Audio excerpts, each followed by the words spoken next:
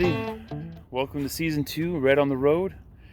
I got some good jokes lined up for you guys. But today we're gonna start this season off with a real life story. But first, I don't know if you remember from the late 70s, early 80s, grosser than gross jokes.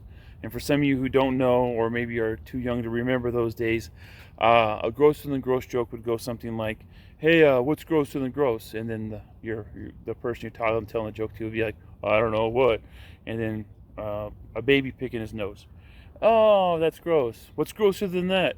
"I don't know. What's grosser than that?" "Him eating his boogers." It's just really cheap, cheesy, silly jokes like that that are gross. But this is a real life story that is grosser than gross.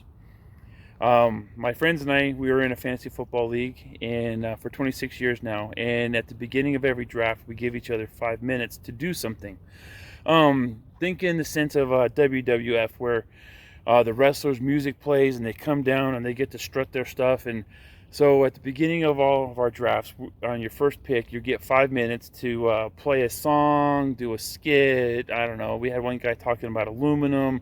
I don't know. It's just shenanigans. Our egos are on fire for sure. So this one particular year, I had a bunch of my T-shirts left over from other drafts because I would get a new shirt or a new hat every year. This is one of them right here. And I wanted to incorporate those into my draft. So what I had done is I had gone around and I'd asked different girlfriends and wives if they would help me with my draft. And I just said, "Hey, I just need, on draft day, if you would wear one of the Razor T-shirts, I have some flowers," and just hand out some flowers to the guys. And "Oh yeah, sure, whatever." So draft day comes, I hand out the T-shirts, and they all put their shirts on. And what nobody knew was I had secretly placed around the room those little trash bins, the ones in your probably you have one in your bathroom right now. The little waste bins. Anyway, I put dry ice inside those bins around the room. And while we're behind the curtain, the girls are putting their shirts on, and then the music starts playing. So as the music's playing, here comes the fog. It's rolling in, and I had some ominous music playing. And the girls come out, and they're kind of, hanging out with their boyfriends, and they start handing out the flowers to everybody. So then I come out, and I'm smoking a big old cigar. I got my new Razor shirt and my new Razor hat on. And I go up to the front, and I go, "When you get done playing the Razors this year, you're going to be pushing those daisies."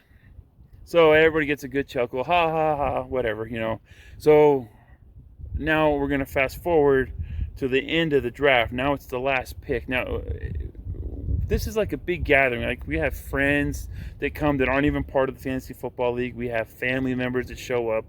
It's a big it's a party more than it is a draft. It's kind of cool just to hang out and be with friends. So just to let you know, I was more than a little inebriated by the end of the draft. I had a few drinks that day. So for my last pick, just before my pick, I had ordered a pitcher of beer, and because of the chicken wings and the pizza, my glass was all greasy, so I had asked for a fresh glass. And the waitress, she was kind enough to go get me one, but she hadn't got back yet, and it was my pick. And so I pick up the pitcher, this brand new pitcher of beer, and I wanted, "Hey, thanks guys for coming from Seattle. Kevin, thanks for coming over from Sacramento, and all, Mom, Pop. It's good to see everybody." And now you start hearing Razors, Razors, Razors. I don't know. What am I supposed to do? So I say, "Hey, great draft, everybody." And then I just upend the pitcher and I go. I put the whole pitcher away. That's a bad move. Party foul. I make my last pick and I go and I find a corner and I sit down, and I am not doing all right. So one of the girlfriends had come over and she sat next to me, and she says, "Are you doing okay?" And I said, "No, I'm not doing okay at all. I think I'm going to be sick." So she says, "Oh, here you go." And she slides over this bucket, and as fast as that pitcher of beer went down, it came back up. And I'm leaned over, and I got it just coming out of my nose and my mouth, and it just danglies. I'm like, oh, that the chicken wings and it was just it wasn't right. and it all goes into this bucket because I was a professional at this point in time of my life. And just as I'm sitting there, all of a sudden I realize there was still dry ice at the bottom of that bucket. It had evaporated all the water, and it was just a chunk of dry ice. And now, what's grosser than gross, real life, is it starts foaming.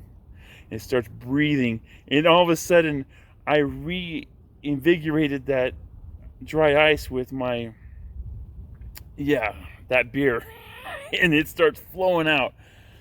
Yeah, so anyway, that's a real life grosser than gross story. I hope you enjoyed it. I hope you got a good chuckle. I know at the time I didn't chuckle very much, but it's pretty ridiculous and pretty funny now. So take care, everybody. Have a wonderful day, and I'll see you soon.